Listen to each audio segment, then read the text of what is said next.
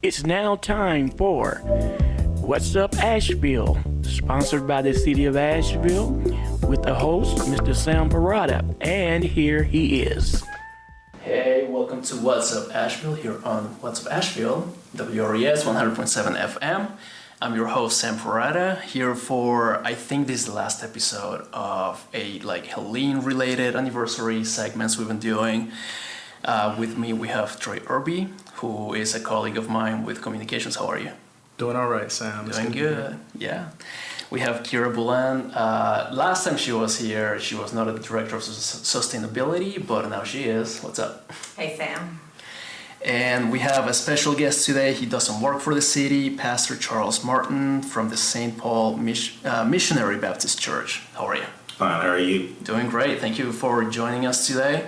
It's always good to have a guest that is not necessarily a representative of the city, but that works closely with the community. So big thanks to you. And today's episode is going to be a little over the place. We're going to talk, as of today when this episode is being recorded, we're 2 days away from the anniversary of when Helene hit Asheville 1 year ago.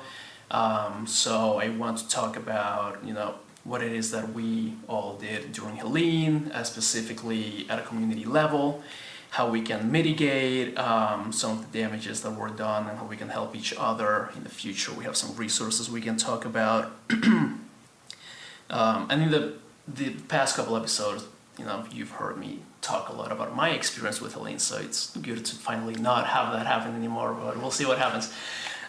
So Charles, I want to start with you. Tell me what it is that you experienced during Helene. What happened? Well, what happened, I was running for Buchan County School Board at large at the time, so I was politicking for the first time in history of my life. How did that go? And then all of a sudden everything gets shut down. Yes. So I had to shift from a campaign candidate back into pastor's role and make sure that everyone was safe, make sure we accounted for everyone. Even people were reaching out on Facebook, my family members did, so we were looking for other family members and then communicating back and forth with them saying, hey, this person is okay and stuff like that. And then just move right in survival mode, because I was without power for 8 days and had water, but no power, and making sure that not only feed your own family, got to take care of my wife, take care of my son, and then try to figure out a way to communicate with my daughter in college, say, hey, we okay. Yeah. So as long as I got a roof over my head and sleeping and eating cold food, I was okay with that. And then we moved into the collaboration with other organizations to make sure we build a network at the church to provide food and provide paper towels, provide cleaning supplies, and the partnership came out well. I would tell people in their life, make sure you don't close any door in your life, because you never know what door you might have to reopen if something does happen in your life. And with the collaborations with the community and where St. Paul sits in West Asheville, it was almost like we were a place where there was nothing available, even though we right outside of the city and more old people live on that side and getting stuff back and forth. And then when I heard, because I couldn't get to the church because I live in Arden, but when I heard that old people were walking to the creek getting water to bring it back to the house to flush the toilets, then that right there, I just said, no, I have to change. Something has to give. So we worked with World Central Kitchen. They brought us in 2,500 gallons of water. They piped it into the church so people would come up there to the church and wash their hands, get water to clean and do everything. CoThink came in from Charlotte, North Carolina, and brought paper towels and food and supplies. King's Kitchen, which is out on Hendersonville Road, cooked all their food in their kitchen so it wouldn't spoil, and gave it to us. So we fed over 200 people that day. Let me ask you, how many days after the storm did this take place? Because the activation sounds very quick. Yeah, it pretty much soon as they got Hendersonville Road and Sweet Creek opened up, then we went right into mode 2 days after the storm. Yeah. As soon as they cleaned the trees off Sweet Creek Road, I can get out. There was a huge tree. Yeah, because I lived down there too. Chicken Shack. Yes. And the oldest tree in the road right now comes down and takes out every power line in the whole place. So we went straight into action mode, started networking with other communities and just working with Lowe's, home improvement, where they send us buckets so we can fill up buckets, 5-gallon buckets of water so people can take it with them. Everything just came out to be exactly where we wanted it to be and where it needed to be. And just not to show people that, no, we're a church helping you. No, we're human beings helping each other. Well, I was going to say, after the storm, maybe a week or so later, I was doing, exploring information with Trey, like physical copies with the daily sheets and stuff. And one of the locations to stop at was a church, I forget which one. And I had not stepped into a church in a few years by that point. But when I walked in and, they fed me, they gave me water, they were so thankful for the information papers. And it was one of those haven't been to church in a while, doesn't matter. Because even if you don't go to this church, if you're a churchgoer and you don't go to this church, open doors. So, huge impact in the community, because it's the first time I had warm food in a while. And that's the whole purpose. And we didn't address anyone about what the Bible says, anything like that. Because one thing, when you look at the teachings of Jesus Christ, he says, if they're hungry, you feed them. And worship comes second. You make sure you meet the need of the person first. And then after that, then you can do your outreach. So it was nice seeing people come. And people got out of their cars and said, can I help? They come in to get stuff from us, but then they say, can we help you pass out all this stuff? And we're like, sure. Because lifting packets of water all through the day, your body just like, I can't do this no more. But it was nice to see people even separate themselves from their disaster and start helping giving out stuff to other people as well. Big thanks. And you're talking about helping the hungry. I feel like at one point you stopped helping the hungry and you're helping the whole community. All the church and different places that I visited, I was like, oh man, people are doing stuff. This is great. Big thanks to you. Do you have a Helene story, either one of you, that you want to share? Well, sure. I think a lot of what Charles just mentioned, we saw across our entire community. So I know on Burton Street we had St. Paul, but there was also St. James and East End. The Podera Emma community is always doing things to help one another. Several of our legacy neighborhoods, some of our other historic neighborhoods, our folks in Montford, we got to talk with them through a project that Kiera may touch on here in a minute. With our neighborhood case studies, we talked about how folks were able to just really rely on each other in that time to be there and support the needs as they were available or as help was available. So, I don't know, it was just really an outpouring of compassion that we saw all across the city. And it has thankfully not completely stopped. We've seen also neighbors that are just closer than before that just simply did not actually know each other or connect on any personal level prior to the storm. So I guess that's kind of the silver lining in all of this, and it's great to see how they responded then, but also how folks are holding up now. Yeah, and that's something that I've said many times before, where it sucks that Helene happened. However, the reaction from Asheville moving forward was refreshing to see how everyone really came together. And the social media comments, that's a good way for us to see how people are doing. I feel like things have gotten better. We still get some trolls in our comments, but when we talk about recovery and Helene, it seems to be more of an uplifting, we all experienced this, we're all in this together, and look at how everyone helped each other in the past.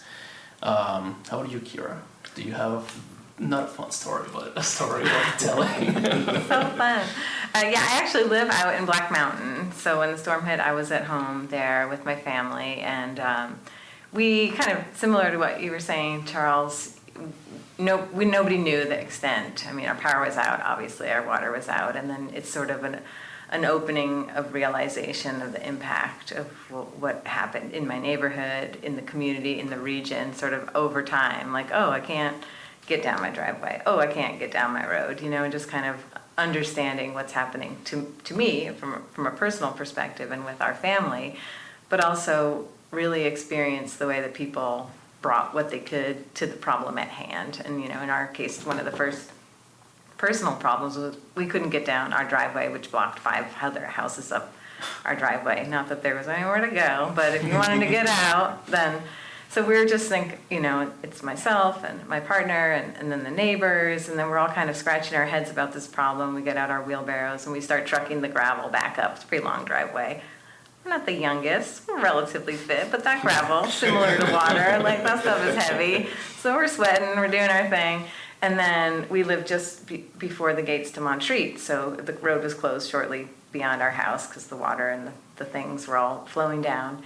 And there was a pickup truck of students coming out of Montreat, and they pulled over, and turns out it's the Montreat wrestling team.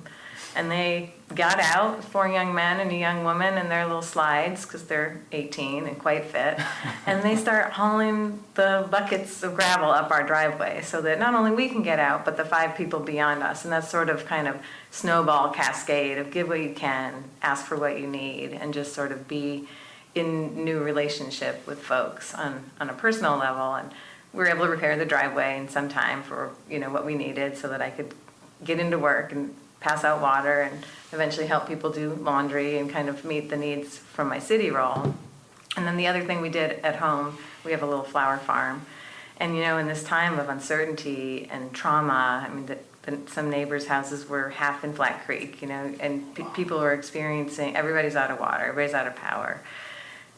Stressful is an understatement, right? And we had flowers and no market for flowers, so we just set up a little free table at the end of the driveway. And just to be able to exchange what we had, that little bit of beauty, that offering, and then to be able to get back, I mean, the gratitude, the connection, the eye contact with our neighbors, someone that I know who serves at a restaurant downtown. I don't know that person's name.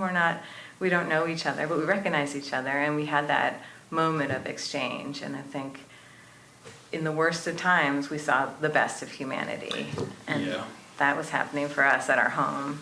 And then eventually we could swim out and get to Asheville and help distribute water, where I learned that water is 8 pounds a gallon. Because I'll tell you what, So we moved some water. if there was one thing we all found out during Helene is that we got fit working out. So something else to talk about is the neighborhood response, because same here, I was out, if I wasn't working, I was out helping cut trees out of the road and talking to the neighbors and passing out the information papers to people I've seen them. I don't know who you are, you probably live somewhere back there, but who knows. So you just said it so well. The worst of times bring the best out of us. I do agree with that a lot. So Charles, back to you. And Trey too, did we deliver our information sheets to your church? I know that I at least took some, probably working with the association directly, the Burton Street Community Association. Okay. Yeah, so I guess my question to you is how in touch are you with all these organizations? How did that come into place for everyone that just reached out to you, or did you reach out to them for assistance? Networking. Just networking. I mean, just past life. I worked for Home Depot for 22 years. Okay. Knowing people in that industry, just pick up the phone and say, hey, I ain't talked to you in a while, but need help. And just community leaders around the neighborhood with hers, with Yvette Jives, I mean, with her connection, and she lives in the neighborhood, and her daughter is one of the co-owners of Co-Think, and just bringing everybody together and just say, hey, this is what we need, this is how we need it, this is how we need it to, how the response we need to get it back. Networking, I think networking is the key of everything that's in life for you to get something done, because you can't do it by yourself. So you need people to help you to get it done. And listen, I love stepping back when somebody else want to take the lead, because I think sometimes we feel that we want to do it all. And I think Helene showed all of us that you can't do it all. It's no possible way that one organization can handle what Helene did in Western North Carolina. And with all of us coming together, that's something that I hope that we keep, even though the storm taught us how to come together. I hope we continue that even when we don't have storms. Yeah, and I think Trey, your position is very specifically for neighborhood services, so you are the networking person for the community, for the city. So that's a good resource to have if you have not met Trey. I mean, I'm sure a lot of people have met him. Well, you have. Glasses picture out on Facebook. You're going to center the thumbnail for this video. So just get to know people, get to know your community. And we have Randy back here too, telling us to get closer to the microphone. Do you have any pieces of advice specifically for, if you happen to be home and you usually don't go out for whatever reason, or, what can I do if a storm hits again and I'm stuck at home? What can I something preemptive, like what can you give us an advice? I would say take everything that you learned and what you put together in your network, write it down as we're doing right now. So we are revamping our nonprofit organization for the church, and we're going through a training in a couple of days where we're going to analyze what we did good and what didn't work. And I mean, to the point where if we got too much stuff, we gave it to another organization, and vice versa. We had neighborhood communities that come in and say, "I got too much of this. Won't you come and get this?" And we start spreading the love around, saying, "If I don't need this much, let's give it to someone else." We need to go back and just analyze exactly what we did, write down everything that worked and whatever didn't work, and then write down whatever communication failed. And I think that will allow us to have a platform for the next. I don't want another disaster. I don't want another one either. Not like this. But it allows us to put that emergency action team. And that's pretty much what I learned from Home Depot when I worked there. Anytime there was a hurricane came on scene or any tornado, stuff like that, we had an emergency team. Okay. That team always existed inside the company, but as soon as a disaster came, they got implemented right on. And so we had a strategy, how we need to move this, how we need to get generators, and how we need to move water. So if those organizations can do it, then even neighborhoods can do the same thing to help their community. To say, hey, here are action plans, even let them know. Say, here are the roadmaps that we're going to take and how we need to move and shift. Everyone should know, for sure. Even if if they're not going to participate, just knowing it's a huge help for someone who, I don't know, if I don't have a car, if I don't have we lost cellular connection. So what do you do then?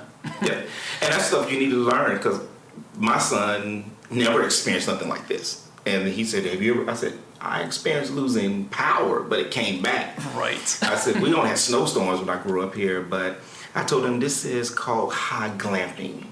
I said, we have a house. Not living but here you are leaving your door open because it's so hot at night that you're leaving the house open to get air in and everything. And I think my challenge was that taking a shower with cold water. That just wrecked my brain. Oh man! And then here's my family going, "We don't have water. What you fussing about?" And I said, I know you don't have it. We can bring it to you." But just to take a cold shower just woke me up. Yeah, we were life. taking showers with sponges. Yep. We built a latrine in our backyard. So you had to improvise. We improvised. Yeah. Did any of you did something like this? Oh yeah, all that. Yeah, there were. Thankfully, I was able to get out to Hendersonville for a shower. You did, yeah. But I know there were also these kits that people were building where they you could attach like some makeshift thing to a water bottle or whatever, or a gallon bottle, and then you could just let it flow out like that, and it kind of worked as a shower. But yeah, people got creative. Be creative. I think that's number one. And also, I mean, I think we can and should look back. What did we do at Helene?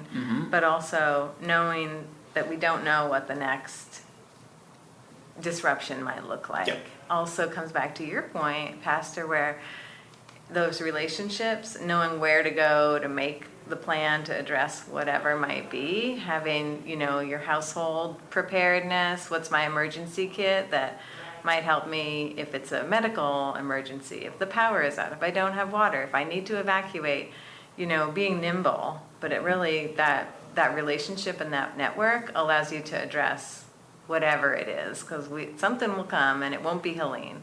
So it's really hard to plan specifically for that. We should learn from the experience that we had, prepare at the individual, the household, the neighborhood level. Certainly that's reflection we're doing at the city level with our after action report, thinking about how our emergency operations won and didn't win the day. Like, there's lessons to be learned all the time, but I think then those relationships, that's where we can apply those lessons to the next different disruption when it comes. Yeah. And 2 episodes ago, we did talk about the emergency preparedness kit. And Trey has a video on our YouTube channel. Please go check it out. It's a great video where he talks about, he shows what should be in a preparedness kit. So yeah, plenty And to... the workshop, maybe you want to Yes. mention the upcoming Yeah, workshop. talk about it.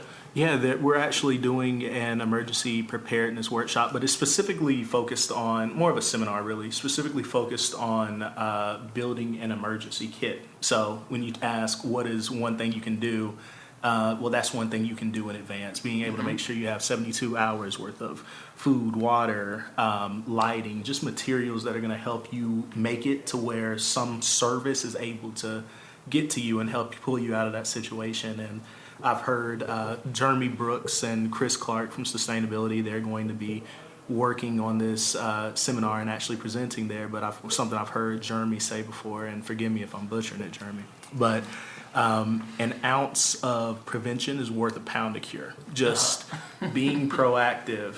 I think I got it, Jeremy. Being proactive. Sounds good. whenever you can. So emergency kits are going to be a big part of that. That's going to be on October 8th from 6:30 to 8:30, or 8 o'clock, excuse me, at Stevens Lee Community Center. Thank you for that. And something that we often don't talk about or don't mention is that September is Emergency Preparedness Month, this hurricane season. We had an emergency in December in 2023. So emergency is not just gonna happen in this month, and once it's October, then whew, we made it out. Be ready for anything at any time of the year, because emergencies take different shapes, and they're all not shaped like a hurricane. So I think it's a good moment to talk about some of the city efforts that you've been working on, Elevate AVL. Sure, yeah, we can talk a little bit about Elevate AVL. That's a program that came out of the city's climate justice initiative that was one action that was taken in response to the climate emergency declared by City Council in 2020. And the Elevate AVL program specifically seeks to lift up, support, and collaborate with community-led resilience building. And that can look like a lot of different things. But we know that expertise, lived experience, a lot of times first responders, first response, first touch points in disruption, solutions that already exist, mutual aid networks that are supporting people, even in clear skies times, that leadership lives in community, that expertise lives in community. And while there is a role for the city, a lot of times the most important or impactful role that the city can have is to support and be well coordinated with that community leadership. And so the Elevate AVL project, tagline, Together We Thrive, is just exactly that, like being better connected, working on enhancing and supporting the relationships that underpin that work, and then also creating resources and support that are in line with needs and wants that are articulated by the community. One of those was the Climate Action Toolkit. This was a project that was underway pre-Helene. Fortunately, it wasn't quite finished yet, so we had the opportunity to go back and make some revisions, make it more real and relevant for folks. But really just the same idea. The city has a role. The Emergency Operations Center is staffed by professionals, life safety. We're going to come out. We're going to be the first folks on the scene in some ways. And also, they're in a disaster, especially in a disaster with the scale of Helene, those first responders are often your neighbors, your neighborhood church, your other gathering places in town. And so wanting to make sure, or trying to build some supplies and resources to be able to support individuals, households, and neighborhoods in that resilience building. So the Climate Action Toolkit is a combination of information and context, some data from the city's climate resilience assessment, some practical tools. There's a checklist on how to build an emergency kit. There's a link to the climate justice data map, and then some personal stories, just people kind of speaking to what resilience means to them, and then some post-Helene reflections featuring none other than Pastor Martin and others. Just reflections on how community did come together and weave that tapestry of support and services that help lift each other up. And you have the toolkit right here. If you want to hold it for the camera, right there. Where can people find this toolkit? It's available on the website in a downloadable PDF, also on a website version. They're also at our libraries within the City of Asheville, the City of Asheville Community Rec Centers, and you can always reach out to Trey or myself. Trey's been distributing them through most of our neighborhood meetings. If you have a venue, somewhere you'd like to hand them out at your church meetings, your neighborhood associations, at your coffee shop, that's really a peer resource, and we're relying on a peer network to distribute them. We have them available in English and Spanish in print copies, and on the website version is available in multiple languages. If you see me and I have a bag on, I have a toolkit. Same. I have one in my office now. So yeah, I think, is there anything else you want to say specifically about the city's role, or maybe an experience as we are closing the episode? I guess the last reflection on the city's role is to work together to be able to continue to build shared understanding of where there is rigidity and here's what is one person or one organization's role, and more often where the crossover is. And the city and the connectivity, Pastor Martin also spoke to this, if we know where to get the resources, we, the community, know where to access communication information, water resources, supplies, whatever it might be. And if we, the community, know the most impactful ways to get that gallon of water out to the furthest reaches of the community, that's often in partnership with our neighborhood resources. And so the better we can build that network and connectivity, the more swift, nimble, and impactful we can be in response, but I think in some ways, even more importantly, in our everyday relationship building and connectivity. The better we know each other, the better we can plan, innovate, and partner. Mm-hmm. Yeah, I got a taste of Trey's work during Helene, and you're out there delivering things, talking to people. He did a much better job than I did. But it was cool. Like, you do this every day, man. I was just shadowing you, but it was so crazy to me because I had not been to some of these places in the city, and like just seeing everyone come together, and these like people live here and they're so used to it. It was crazy to see how big we are and how connected we are as well. Even if we are in our own little silos to a point, like there's still that connectivity. Do you have any last words, Charles? Let's stay connected. Stay connected. Let's stay connected regardless of what storms may come. If we stay together, we can help relieve each other's stress. As best as we can. Yeah, well, if you gave me that bowl of, I think it was spaghetti meatball, thank you. If not, whoever did it at that church, thank you too. I don't remember anymore, but yeah. Well, you've been listening to What's Up Asheville. Great people today. Thank you for being here. I think this puts it close to Helene, the Helene anniversary shows. If not, then you'll hear me talking about it in 2 weeks from now. But until then, be good to one another, and I'll see you next time. You've been listening to What's Up Asheville, sponsored by the City of Asheville in collaboration with WRS 100.7 FM. This program will re-air every Monday, Wednesday, and Friday at 12:30. Thank you for listening.